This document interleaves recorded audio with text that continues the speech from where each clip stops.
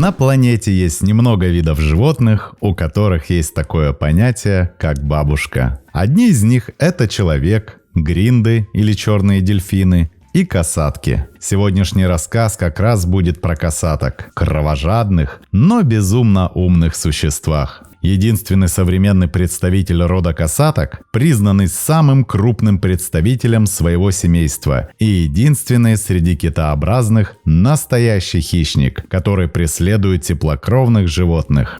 Наряду с названием «косатка» в словарях, изданных ранее, зафиксирован равноправный вариант написания «касатка», хотя касатками обычно называют один из видов ласточки. Английское название «кит-убийца» касатка получила в XVIII веке вследствие неправильного перевода с испанского «убийца китов». Касатка – это самый крупный плотоядный дельфин на планете. Размеры этих ребят варьируются от 7 до 10 метров. Весит эта хищная штука до 8 тонн. Окраска, как вы уже заметили, черно-белая. Причем у каждой особи свои особенные белые пятнышки на глазах, брюхе и горле. Касатка распространена практически по всему Мировому океану, встречаясь как вблизи берегов, так и в открытых водах, но придерживаются в основном 800-километровой прибрежной зоны. В ареал не входят Черное, Азовское, Восточно-Сибирское и море Лаптевых. В тропиках они встречаются реже, чем в холодных и умеренных водах. В России обычно у Курильской гряды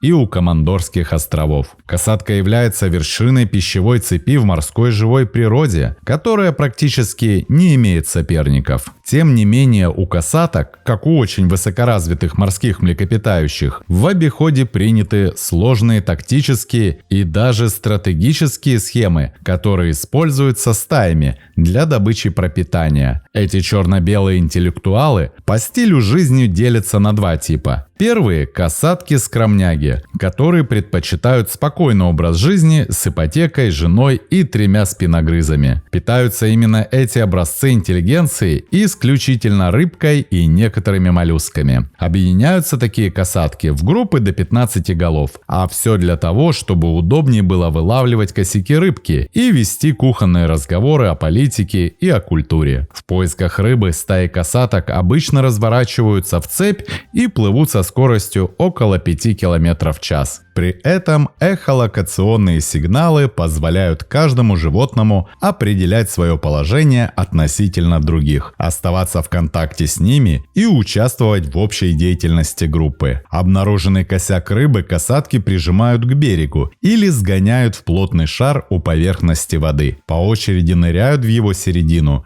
и глушат рыбу ударами хвоста, так называемый карусельный метод. Второй тип касаток уже поинтереснее и повеселее. Это касатки-бродяги. Они обычно создают самые безбашенные преступные группировки от 3 до 5 голов. Эти ребята готовы охотиться на все, что движется, причем неважно, какого оно размера. Киты, морские львы, акулы, дельфины, пингвины. Им плевать на то, сколько вас. Эти парни не особо любят переговариваться между собой во время охоты, ибо их жертва часто слышит и общается на такой же частоте, как, например, киты. Являясь одним из умнейших млекопитающих, каждой своей жертве они находят индивидуальный подход. Глубоко уважаемые британские ученые также доказали, что касатки способны просчитывать наперед свои действия, подобно опытным шахматистам. Например, чтобы совершить увеселительную прогулку по берегу за морским львом, касатка обходит местность и проверяет, не застрянет ли его толстая тушка на мелководье. Однако эти животинки не боятся применять и грубую силу. Серых китов они предпочитают забивать толпой и, тараня их по бокам, пытаются вызвать переломы и внутренние кровотечения. За миллионы лет эволюции череп касатки стал необычайно крепким и здоровым, поэтому касатка может позволить себе такую роскошь, как атака тараном. Кстати, акулы при виде касатки очень пугаются, почти как маленькие дети, и предпочитают уплывать побыстрее, куда подальше, так как знают, что им точно не избежать кары от нашей сегодняшней гости. Касатки сначала дают акуле прямо под дых в жабры или переворачивают ее, вводя в ступор, после чего просто топят и разрывают. Наиболее зрелищный метод охоты – выбросы касаток на берег, на лежбище морских львов, регулярно происходящие у берегов Патагонии. На тюленей касатки устраивают засады, используя рельеф дна рядом с лежбищами, причем охотится только один самец, а остальные животные ждут в отдалении. При охоте за тюленями или пингвинами,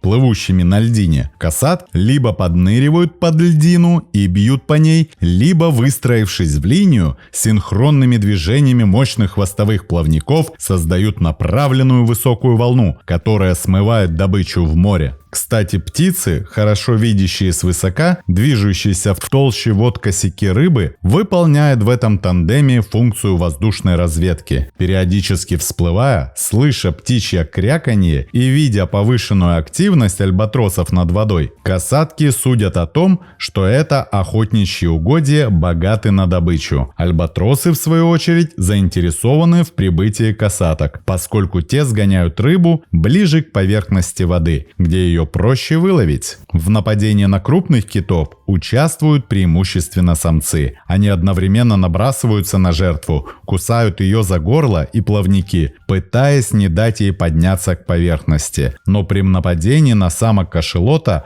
наоборот стараются помешать жертве уйти в глубину. Самцов кашалота касатки избегают, поскольку сила их велика, а челюсти способны нанести смертельную рану. Суточная потребность касатки в пище составляет от 50 до 150 килограммов в день. Довольно часто касатки не съедают кита целиком, выедая только язык, губы и горло. В акулах они с одной стороны усматривают пищевого конкурента, с другой очень ценят акулью печень за содержащиеся в ней питательные ферменты. Самка касатки настолько сильна, что в состоянии в одиночку справиться с большой белой акулой, которая не намного меньше ее самой. Каждая группировка обладает собственным вокальным диалектом, который включает в себя как звуки, издаваемые только животными данной группировки, так и общие для всех касаток. Очень устойчивая группировка, тем не менее, может распадаться на несколько частей, особенно во время поисков пищи. Несколько группировок касаток могут объединяться для совместной охоты или различных социальных взаимодействий. Поскольку все члены одной группировки являются роднёй друг другу, спаривание у касаток предположительно происходит в моменты объединения нескольких группировок. А теперь немного о семейной жизни наших гостей. В мире касаток женщины захватили всю власть. Именно поэтому в стае царит матриархат. Самки с детенышами обоих полов составляют семью, образуя группировку. Касатки за свою семью порвут любого, так как очень сильно привязываются друг к другу. Здоровые и сильные касатки помогают детям и старикам. Данные животные очень редко ссорятся между собой, а на рейды выходят в основном мужики, в то время как самки сидят с потомством. Участие в трапезе принимает вся стая, даже если добычи мало. Касатки обладают врожденной щедростью,